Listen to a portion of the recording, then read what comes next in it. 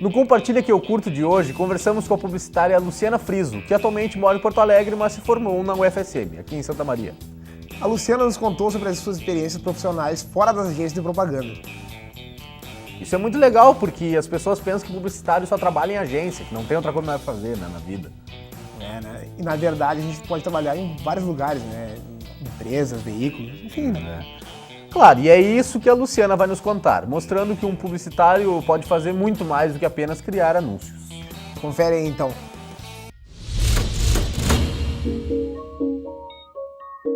Eu sou a Luciana Friso Pagnossim, mais conhecida como Lu Friso. Me formei em Publicidade e Propaganda pela Federal de Santa Maria em 1994. No que eu me formei, eu já estava em Porto Alegre trabalhando, e a ideia está aqui hoje para falar um pouquinho do que é a vida de um publicitário fora de agência de publicidade. Para começar, assim, contando um pouquinho da minha trajetória desde o inicinho. Então, desde o primeiro semestre eu comecei a fazer estágio, né? Já nas férias do primeiro semestre eu escolhi um estágio. Não foi um estágio de um mês, acabou sendo, porque, enfim, era em Ijuí, eu tinha 17 anos, era verão, mas já foi uma primeira experiência, assim, numa agência razoavelmente bem estruturada. Era uma agência de Juí, a Z Comunicação, mas ela era uma agência grande, era uma agência expressiva, e eles tinham uma conta de uma raspadinha, a primeira raspadinha que teve, acho que era raspadinha gaúcha, não tenho certeza. E lá eu trabalhei principalmente com redação, já foi assim, foi legal, apesar de eu estar muito crua, ter recém entrado, porque foi já um primeiro vislumbre do que era uma vida em agência. Depois disso, eu voltei para Santa Maria e praticamente toda a minha faculdade eu tive estagiando. Eu achava isso muito importante, não adiantava sair só com o diploma, eu não via que eu saindo só com o diploma, numa época em que publicidade era uma carreira extremamente bombada, eu conseguiria ter boas chances no mercado. Então, desde cedo eu tive essa prioridade de estagiar e de trabalhar junto com o curso. Cheguei até a atrasar um ano, porque eu abri mão de fazer algumas cadeiras para ter horário para fazer o estágio. E isso, no fim, foi bem interessante para mim, porque no semestre que eu estava para me formar, eu passei no concurso de estagiário, o Estagiário do Futuro, da Martins e Andrade, que também na época era uma super agência de Porto Alegre. No final desse estágio, eu consegui um emprego na Boa Nova Comunicação, também com atendimento, que era uma outra agência também bem boa, de Porto Alegre. Infelizmente, nenhuma das duas sobreviveu, porque elas eram agências extremamente tradicionais. Eu acho que elas não conseguiram fazer a transição que tem que ser feita, né? Porque hoje a agência tradicional, ela tem que se reinventar, né? A gente está vivendo uma época de comunicação contemporânea, não existe mais comunicação digital e agência tradicional. As duas coisas têm que convergir, têm que funcionar integradas. Então, por isso que eu acho que elas não foram em frente. Mas, enfim, quando eu saí da Boa Nova, eu ainda passei por uma última agência, que foi a última mesmo da minha carreira de publicitária. Isso já era 96, 97. Eu fui trabalhar na Unity Comunicação, que na verdade não era uma agência, era uma assessoria de comunicação integrada. E com essa experiência, no final dessa experiência da Unity, foi quando eu comecei a de fato querer ir trabalhar em cliente. Por uma série de questões, por eu me identificar mais com essa parte de planejamento, que a agência muitas vezes, mesmo que ela tenha essa intenção, isso já vem pronto do cliente, e porque eu achava que uma carreira em empresa era bem mais consistente que uma carreira em publicidade. Então, desde cedo eu comecei a batalhar e me preparar para ir trabalhar em empresa cliente. E no final da Unity, eu comecei a fazer um MBA de marketing na Fundação Getúlio Vargas, E em função desse MBA, eu conheci o presidente da Procergs na época. Eu fui trabalhar com eles em 98 a 99, foi o tempo que eu tive lá. A internet era uma coisa que gatinhava, né? Eles tinham um núcleo web dentro da Procergs e ali eu comecei a ter contato com produção web. Então, quando eu saí da Procergs, eu já tinha uma bagagem de planejamento, eu já tinha uma bagagem de conhecimento de web e tinha toda a parte criativa da publicidade. No início de 2002, a NET TV resolveu lançar o primeiro serviço de banda larga do Brasil. E na estratégia de marketing deles, eles precisavam que as pessoas entendessem o que seria internet de banda larga, porque era uma experiência que ninguém tinha tido. Todo mundo navegava com internet de escada, ninguém tinha a mínima ideia do que seria a internet de banda larga. Então a NET resolveu montar uma equipe para criar um portal e conteúdos banda larga para as pessoas degustarem e comprarem os serviços de banda larga.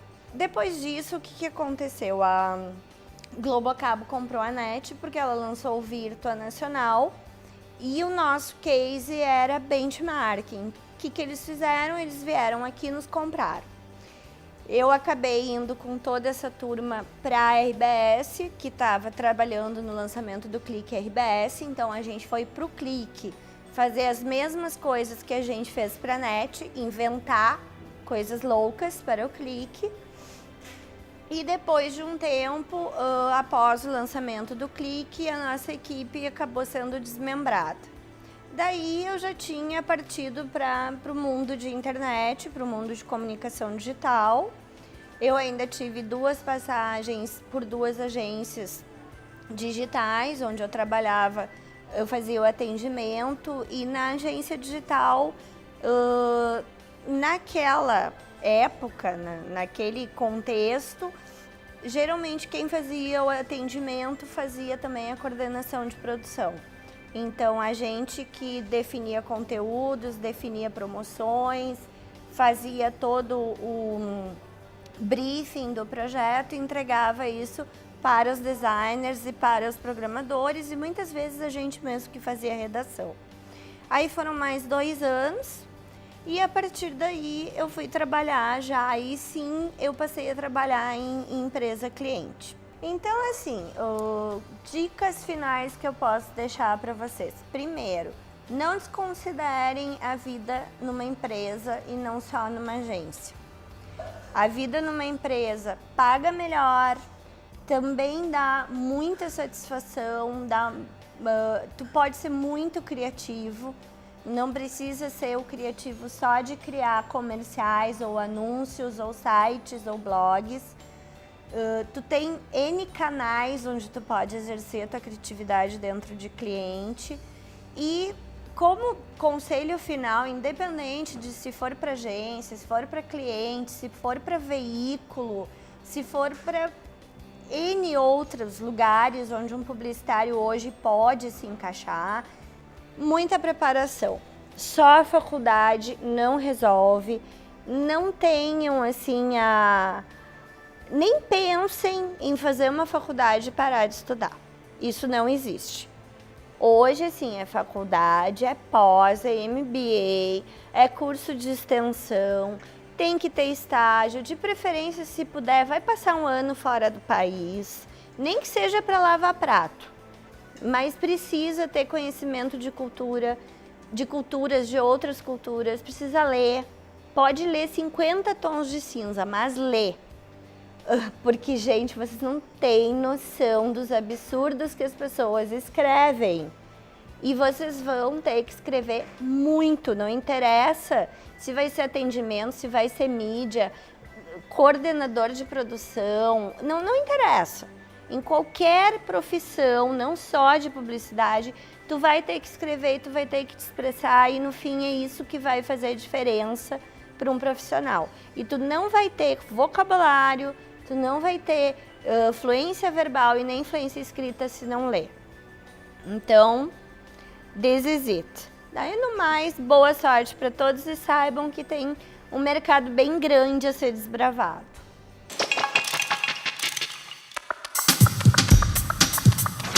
Tchê, tu viu já que o pessoal da casa também viu que o meu inglês não é muito bom, né? E todo mundo sabe que eu sofro bastante com essas coisas, esses termos que a publicidade usa hoje em dia, né? Tomara a gente saber português, né? E eu me complico porque por causa do nasal aqui. O nasal atrapalha a respiração. Sem mais top, top. não, sem top não tem jeito. Aí nós vemos como é que a voz e a língua do cara são importantes, principalmente numa função que ninguém presta atenção, né? A de dublador, que por sinal tem aumentado e muito, tanto no cinema quanto na TV aberta e paga. Eu tô ligado nesse crescimento grande e até agora existem opções da TV paga para poder assistir como tu quer. Legal isso, né? E pensando assim, o pessoal da edição extra da TV Gazeta de São Paulo resolveu ir atrás e explicar um pouco mais sobre essa questão. Querido Robson, solta aí pra galera ver, né? Você conhece essas vozes? Para de rir, senão você vai ficar tremendo com esse microfone aí. Você é cheitânia. Os dubladores, figuras já conhecidas da TV aberta e do cinema, também ganharam espaço na TV por assinatura. Os canais pagos estão transmitindo um número cada vez maior de filmes e séries em português. Eu estou dublando uma média de umas 18 séries. O filme dublado, ele é mais aceito para o público em geral, porque o filme legendado, não são todas as pessoas que conseguem ter a dinâmica para acompanhar a leitura. O interesse dos canais pagos pela dublagem tem uma explicação. O número de assinaturas saltou de 3 para 14 milhões, de acordo com dados da Anatel. E a pesquisa do Ibope revela que, no primeiro semestre de 2012, os 10 canais pagos com maior audiência eram em português, incluindo a Fox, que ficou em quarto lugar. Conforme o número de assinantes foi aumentando, as pessoas que estavam habituadas, foram formadas vendo televisão dublada, sentiram falta disso na TV fechada. E o mercado está apenas atendendo essa necessidade. O Edição Extra acompanhou a dublagem de Family Guy no estúdio Sigma. O desenho é exibido pelo canal FX. Você vai vê-lo em Paris, agora vai sentar. E o seu ritmo de trabalho aumentou com essa nova demanda? Bastante. Eu comecei a dublar tem 17 anos, com a chegada da TV a cabo. Então eu dei sorte. Eu entrei numa época em que a TV a cabo estava chegando no Brasil e não tinha tantos canais. E aumentou consideravelmente, claro. Meu Deus do céu, você também tem um quarto de armas? E olha só o tamanho, é incrível! É muita coisa pra gente prestar atenção numa hora só. Você tem que ver o nível de ruído no som, você tem que ter um som limpo e claro, você tem que ver a interpretação do cara, você tem que ver o sincronismo. Dentro das regras que eles colocam pra gente também respeitar, a gente tem uma certa liberdade para criar. Hein? Um exemplo bem claro dessa autonomia aconteceu em um episódio dos Simpsons, dublado no estúdio Audio News. Eu quero tchu, eu quero tchá, eu quero tchu. Dia cheio no trabalho? Os dubladores têm se preparado para atender a nova demanda dos canais pagos. A gente está preparando novas vozes, novos atores, estamos preparando essa galera. Eu tenho um estúdio de escola aqui em São Paulo, estamos preparando. Mas com o ritmo que está sendo pedido é complicado, né?